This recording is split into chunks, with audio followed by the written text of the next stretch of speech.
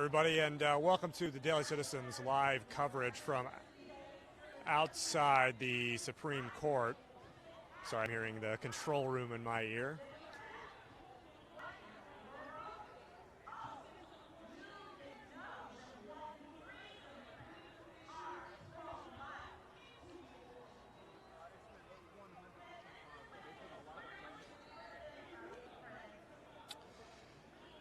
Today outside the Supreme Court is the most consequential hearing involving abortion since Roe v. Wade in 1973. The case is Dobbs v. Jackson Women's Health, and what we wanted to do is kind of take you along here and give you a little bit of a tour outside the court. So behind me, you've got a lot of the pro-life supporters, and speakers have been talking for several hours now from the pro-life movement. On the other side, you're seeing people from the abortion movement, and we'll take you now there and take a look.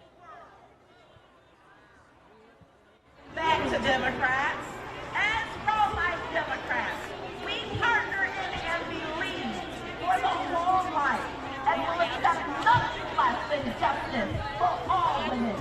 Justice through access to clean water and environmental justice, social justice, education, economic justice, workplace fairness, fair wages, affordable and attainable housing, mental health care, and physical health care. We want to make sure that we are void of these trendy, false narratives. Reproductive health care, which pretends to address the needs of the mother and leaves out the innocent, vulnerable, and defenseless babies. That term is too often used for their false narrative, and we want to empower women and support life on every level. We know that the majority of women who receive abortions are already mothers, and they think we can build a more just economic system and empower these women to do what they want to do. They want to give life. They want to continue mothering. We don't need the false choice of abortion. As a black woman, I am waiting for this court to deliver a verdict that will call abortion what it really is, racism. In marginalized, low-income areas, racism murders the preborn and strips would-be mothers of the hope that they deserve.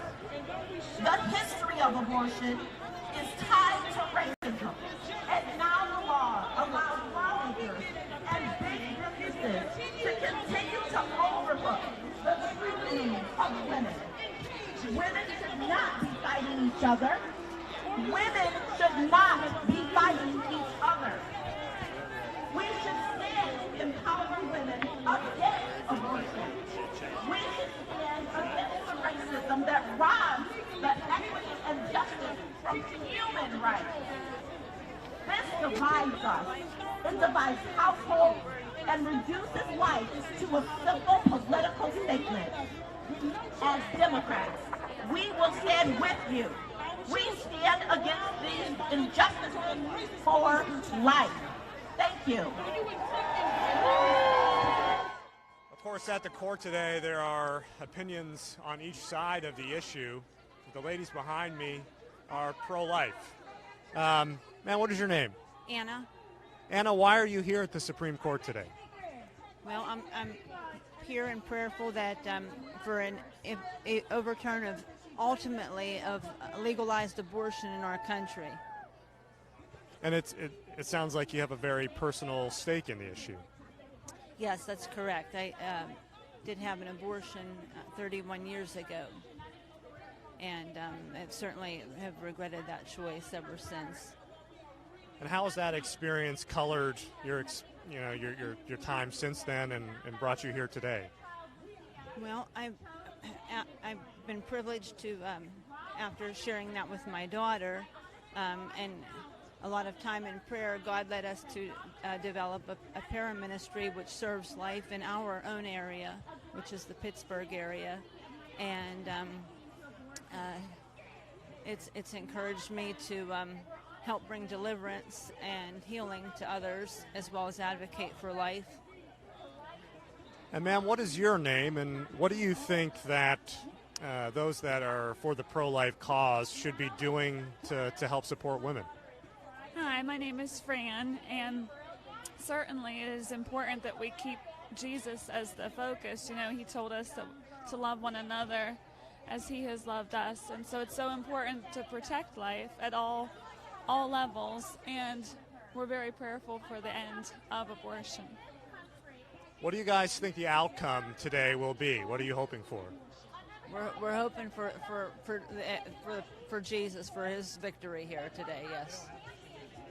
Thank you for speaking with us today. So again, many opinions on different sides of the issue. We're going to move this way now, and on the other side, where you are, there's a gated divide. There are folks that are for abortion. We're going to journey to that side of the crowd and see if we can get some conversations going over on that side. The narrative is that among us, those with disabilities are unwanted, a burden, and an inconvenience that could be aborted.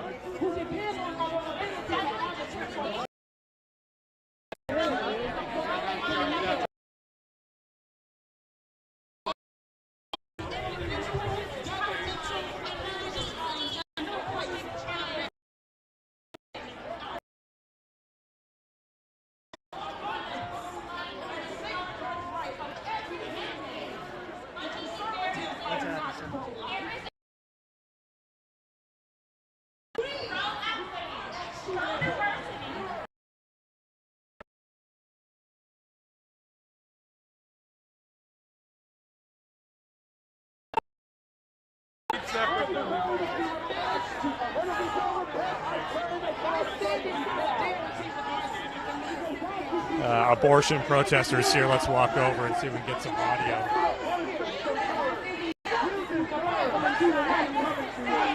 Right. We are adults. We want our sex-based rights. We are adults, human females. We want our sex-based rights.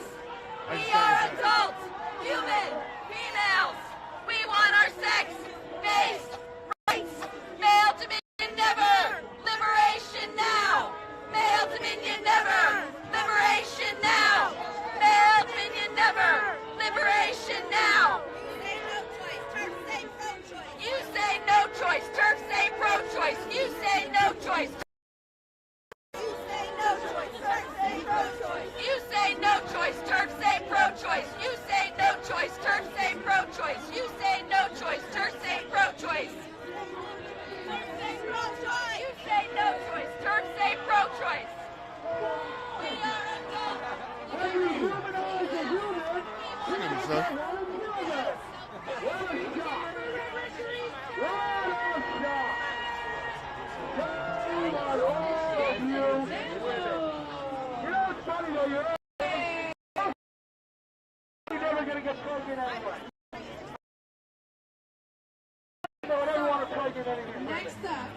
How are you guys? No interviews? Okay. Shut up. How about this, huh?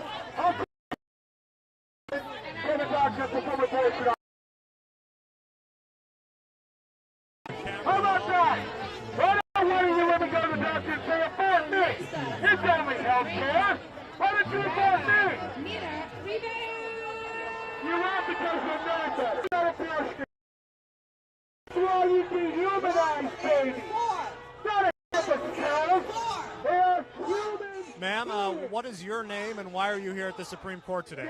My name is Amanda Classy. I'm at the Supreme Court today to protect the human rights afforded to women in this country. And what do you think that the outcome of the hearing will be today? Well, we won't hear until sometime this summer, or in summer of 2022. But I think whatever the outcome is, what remains true is that under international law, access to abortion is a human right and should be protected and upheld. What do you think the outcome will be if the court decides to strike down Roe v. Wade based on the arguments that are being heard in a few hours here? So what we do know is that when abortion is banned, abortions still happen. They just happen unsafely. Around the world, we have the statistics to show that maternal mortality increases when there are abortion bans, and that disproportionately impacts communities of color, women living in poverty, indigenous women. And so my fear in a country that already has a high rate of maternal mortality is that we're going to see more unhealthy women and families and women dying from preventable deaths. What do you think, in your opinion, can be done to prevent that? Well, I think that the court should uphold the ruling, the Roe v. Wade ruling, and if something changes, then we all have to stand up and fight for access to this basic health care and basic human right. And what would you say to the folks that are on the other side of the gate here that say that there should be some type of limits on abortion? Do you agree with that, or what are your thoughts? So I deeply respect religious rights. I am a person of faith, and I believe very strongly that people can make those decisions within their faith community and with their faith leader. Where we can't be making those decisions is in the law.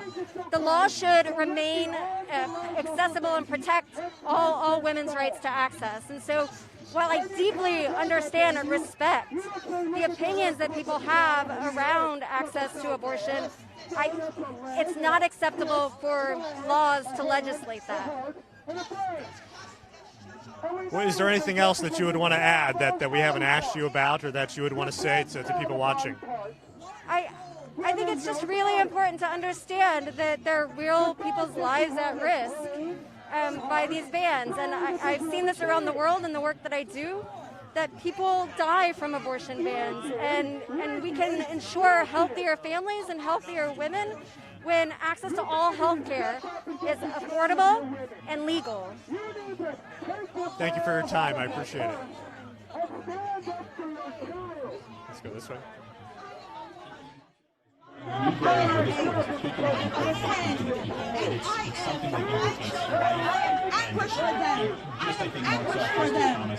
anguished by the bullying, the stomping, the dehumanization, the dismissal of the living woman.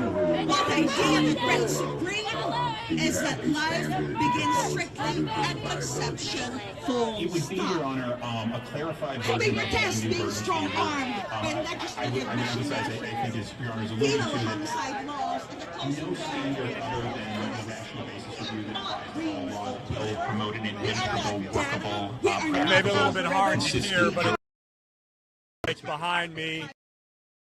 Broadcasting the oral arguments inside the Supreme Court seem to have now started and begun. We're going to cut off here so that you can listen to those live on another stream if you'd like. And we'll be back within the next hour.